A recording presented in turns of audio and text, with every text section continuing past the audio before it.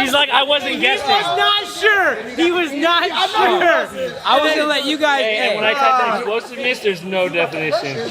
It's just. What does explosiveness mean? Explosive activity. I'm just guessing. Wait, I thought you were joking, man. No, I I know English your second language. These are big words. These are big words. I just never. You're like, oh, you're right. You were right. That's a word. Yeah, no I've shit. never heard anyone say explosivity.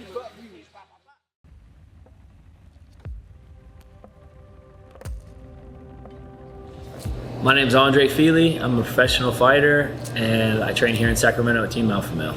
I got into MMA after I watched the UFC. I was already getting in fights. I was already kind of like a little hellion, and I saw The Ultimate Fighter on Spike TV, and I saw it, and I just went, okay, cool. That's what I'm doing. That's what I'm gonna be. I'm gonna be a UFC fighter. Yeah, I train at Team Alpha Male for a couple of reasons. The first being that I grew up around this area, and those were guys that were just legends, you know, in the sport, and especially if you grew up around here. So I grew up in this area, so it's kind of the home team, and you know, I kind of idolized those dudes, Urijah and Joseph growing up, and you know, all the guys who trained here were kind of heroes. So just made the most sense. Yeah, my coaches are like big brothers to me. I mean, I grew up on this team. A lot of teams talk about being family. I've said this so many times, people have probably heard me say it, and I'll keep saying it. You know, Alpha Male really is a family, and a lot of people, they say that, they throw that word around, a lot of teams especially, but you know, I've spent holidays at Faber's house with the team. I've had everything else go wrong in my life, and this has always been sort of an anchor that kind of pulls me back, holds me down, and keeps me rooted where I need to be, and focused on what I need to focus on. And this team and my coaches, you know, they're family to me. They mean everything to me, and you know, trying to make them proud. My plans for the rest of the year are to get 3 fights, and that's my goal, is to fight 3 times this year. You know, we're a third of the way through the year, which, you know, I would have liked to get one in already, but I'm really just focused on controlling the controllables. You know, I can't control these external events. I had an opponent, he got injured. Now we're working on a new opponent, maybe a new date.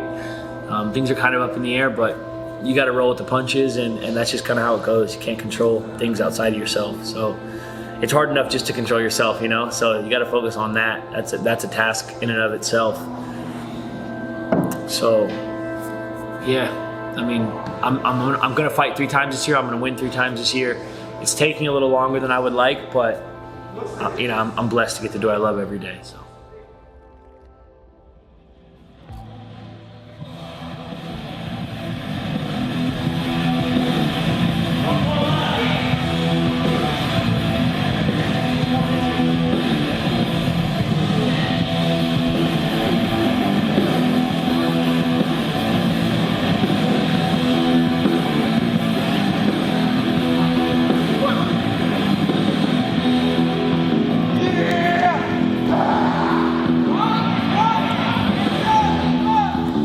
We have a whole list of series that are fucking top notch, top of the sport, and we got to drill those constantly. But it's good to introduce new stuff as well. So I'm trying to use this Friday as a study session, kind of introduce some new stuff that we can build into series and make muscle memory, while keeping a good flow, keeping a good pace. So it's a 5th or 6th week I've taught class, finding a little groove now. I feel like hopefully you guys are enjoying it, and I appreciate you guys showing up. Appreciate you guys pushing.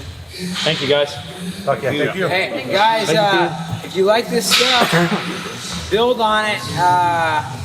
If you're finding it something you can tweak, works for you, add that in. You know, you guys are all professionals. You're adults.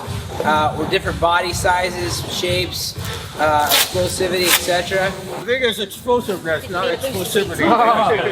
Just say it. I know what Let's Google it. You crack me on. I think it's explosivity. Explosivity? I think so. Explosiveness.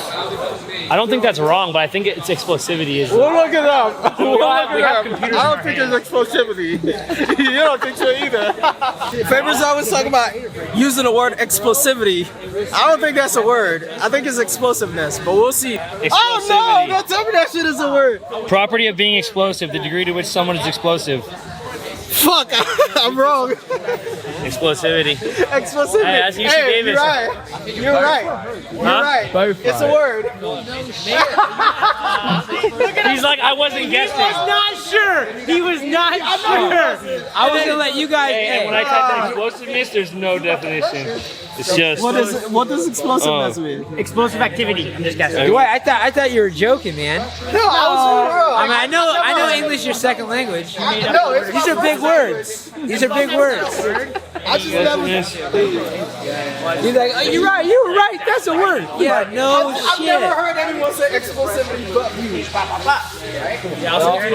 Hey, what kind of circles you every in? day. That's what I want. Good, man. Got some good looks. I love this room because it's such a mix of different talents and different levels, and we got one of the best rooms in the world, man. It's cool to come in any random day of the week. You can come in and get the best work in the world. I went with a young up-and-comer kid from Australia. I went with a buddy of mine who's one of the hardest workers in the room, and I went with like a badass Peruvian kickboxing Muay Thai champ. So I got a bunch of different looks. Had a lot of fun. It's good to have those rounds where you can play and learn and grow, and you're not taking damage and not getting hurt, you know? So it's fun. Yeah, play rounds are important, man. Light sparring rounds are where a lot of the learning gets made, in my opinion. A lot of learning gets done. So it's fun to play and not worry about getting murdered if you lose a position or something. You know, I think a lot of people do either hard sparring or no sparring, but I think there's something to be said for touch sparring, for learning, you know, for play sparring. And that's what we did, so it's good.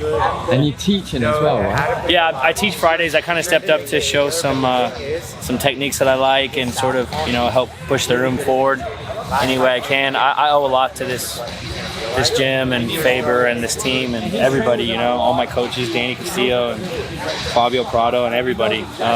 So Kieran Fitzgibbons, I owe something to all my coaches. So I try to give back as much as possible, you know. That's the cool thing about this room. The cool thing about this room is that it's bigger than any one person, you know. Like, I could not show up.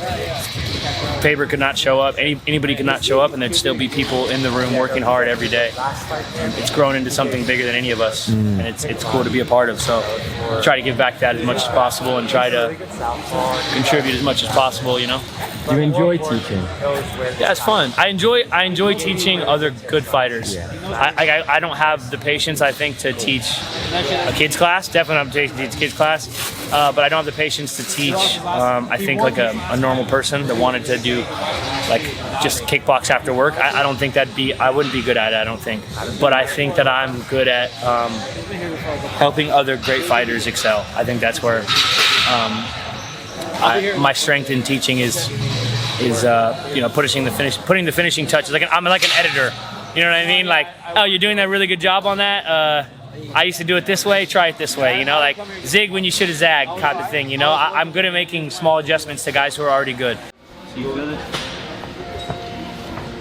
You go to build back up. Boom. Here. And then right away, I need this wrist so I don't fall off. So if he grabs my wrist first, sorry, okay? No. Then he has to defend, then he goes to defend, and then he gives me the wrist that I want. Sorry. No problem. Then from here, you can break him down. You can pull. Finish on the neck? No, not here. Here I don't have good finish for the neck, but I have good finish for position. So I can either break him back down, or I power half, or if he feels this and he rolls towards you, I put my head, my knee high. Oh, nice. Now when he rolls, The knee, so he roll over the knee. the knee high, yep. You put it the hook. Higher the knee, the better as well. I love this. As soon as I hit the ground, I go claw, and then I put my elbow to my hip. Now when you try to go up, I have plenty of time. This has been big too. I've been doing this. I see Gordon Ryan do this. Gary Tonin and all those guys do this. Yeah. Where like instead of going here, they go here. Hand on the chin, and now it makes it complete. You know? Yeah. Makes sense. Like a lock. Instead of this, they go here. Always here. Hide a hand. They do all kinds of tricky stuff. They're always hiding their hand. Yeah. Really, really tricky. Really, really good.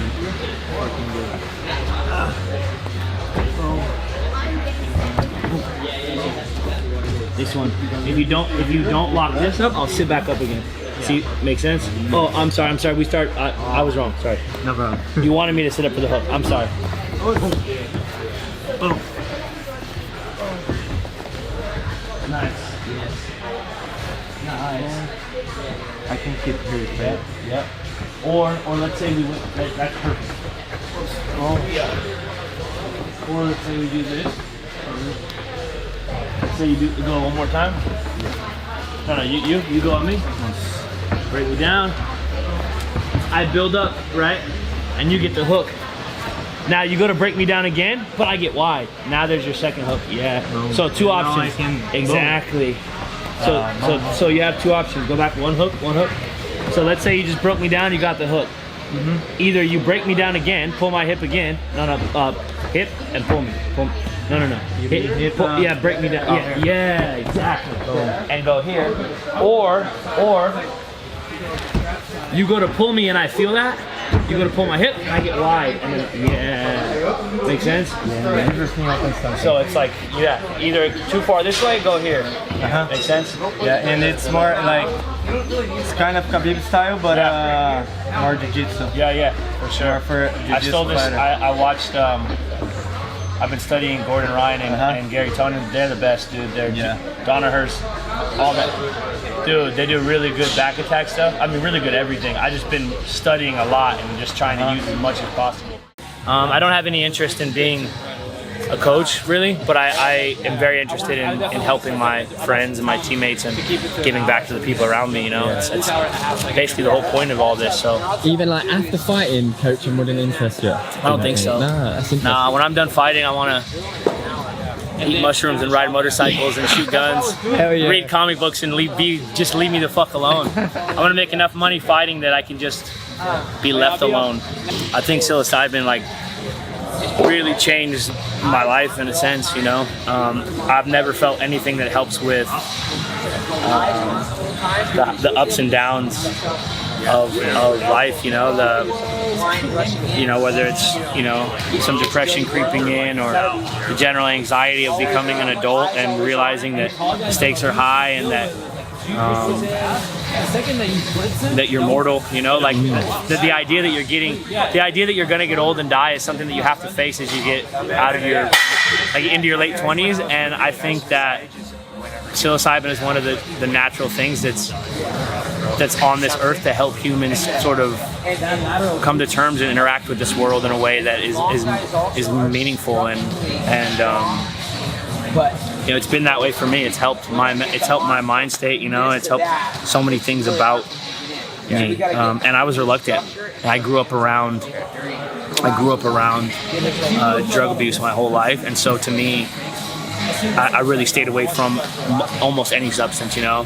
You grew up in Northern California, like you smoke a little bit of weed, you drink a little bit, whatever, but I didn't really do any drugs. And, and you kind of just categorize drugs as drugs. She's like, drugs, like, I'm cool, I'm good off it. Also, growing up, you see a bunch of kids, like when we're 14, eating an entire 8, and losing their mind for 2 days. And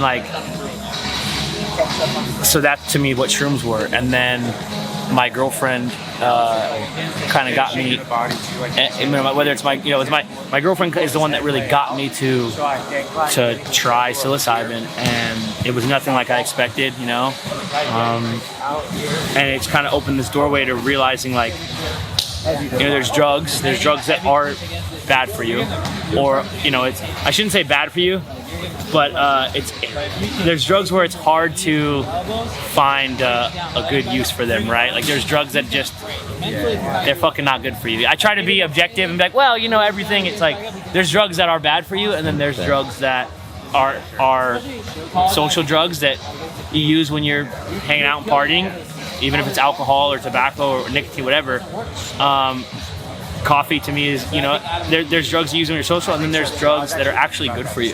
There's drugs that give back to you, and I think anything can be abused. I think food can be abused. I think coffee can be abused. I think even something like marijuana can be abused. Like, I've seen people abuse cannabis.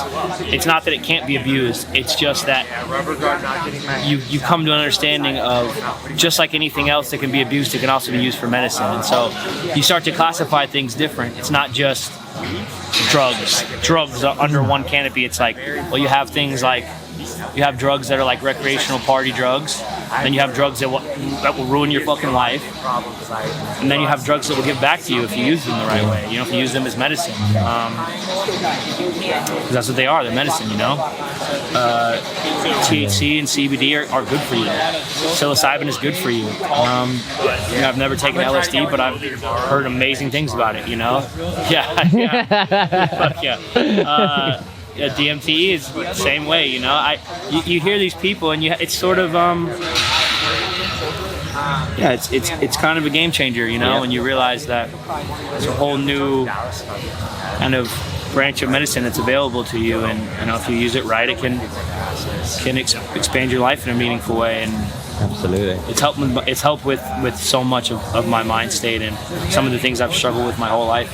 Have you ever thought about like microdosing? Have you even tried that before? Yeah. So I that's usually what I do is microdose. Yeah, that's how I take psilocybin, microdose. I don't do some people do like extended like week-long things. I usually do a couple days, even sometimes I actually will just use like one day. I'll just take a small dose and use it as kind of a reset. I know some people have week-long programs or 2-week-long programs where they take a very tiny amount and they ramp it up. I usually take usually like anywhere from a half gram to a gram and a half, and depending on how much I want to party and how much should I have to get done that day. And I let the medicine do its work, and it's helped me get to a different place, a place that I think that you can reach on your own without anything. I still am a believer that everything you need is inside you, but I do think that there's external things that can help facilitate that. They can act as a catalyst, For me, it's still you doing the work, It's just sort of it's sort of a catalyst. It helps the process, of becoming, I guess. Was there a specific experience that you had that was like a game-changing experience? Yeah, I took mushrooms for the first time with my girlfriend and a couple of her friends, and I did it almost begrudgingly. Like I was like so anxious. I was almost like, I fucking hope I have a bad trip so I can blame you, and I can, which obviously is like the opposite of the mentality you have when you're done after taking shrooms. You're like so not looking outward to place blame. You're not negative, you're not any of these things. Before I take the shrooms, like, I fucking hope I have a bad, secretly, I hope I have a bad trip. I hope I can blame you so I can tell you I told you so, because even that's more important than growth, me being right.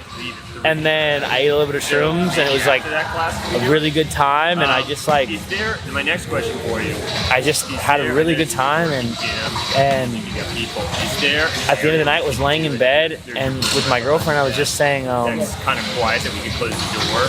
I was telling Melissa, we were talking about another friend of ours and how all their problems they create themselves. Like, they're always in their own way. Like, they have all these things that they complain about, but it's all of their own doing. And they constantly get in their own way. And then I stopped and I had this like moment where I was like, oh my God, that's what people think about me. Like, I'm talking about myself this whole time. Like, I'm talking about me. That's how people feel about me. And I just realized I had to get the fuck out of my own way. Oh, wow. And since then, it's just been a game changer. And it seems like, to say this to someone who's never done psilocybin, to just say basically that when we're doing this, I realized I had to get in my own way. It seems probably very simple. It seems like a realization that you can come to on your own. More or less quiet. But it's a deep profound feeling. You know, it's not. It's hard to contextualize in a way unless you actually experience it. And a lot of the time, tragedy brings out those emotions in people that aren't using these drugs to search for these answers as well, right? So you can avoid tragedy and look within yourself in a more platonic way, which is real cool. Agreed. Yeah, I think a huge part of it is stepping off that hamster wheel. Like we get in these rhythms every day, and we do these things every day. We get in these rhythms, and then before you know it, I've seen it. Now, you wake up one day and you're 30 or you're 40 or you're 50. You know, I've seen people wake up and they're 50 years old and they don't like where their life's at, and now they've been on this hamster wheel so long they don't know anything else but that. It's like you don't have to do anything, but it's beneficial, in my opinion, to whether it's through the use of psilocybin or whatever, or just of your own stillness and just really putting some thought into yourself, to sort of step off that hamster wheel and, you know, take a look at your habits and your actions and your motivations and what it is that you actually fucking want for yourself. And I think that psilocybin helps that, you know. It also reminds you, for me, it reminds me of my own mortality in a way that's gentle, in a way that is, you know, reassuring. It's a big thing that I've been dealing with lately, is that you only get, 80 or 90 years. Yeah, if that. Some people don't even get that. Do you think about death often? All the time, more than I want to admit. It terrifies me. I'm terrified of dying and not having made a real impact. I'm terrified of not achieving the things I set out to do before I die. Yeah, and it's been that way my whole life. Like, I remember being like very young and being terrified of dying, and my mom just telling me like, she's like, you're 7, you're 8, whatever. What are you talking about? It's a completely irrational. But I remember being like single digit age, 7 or 8 years old, terrified of the idea that I have to die, you know.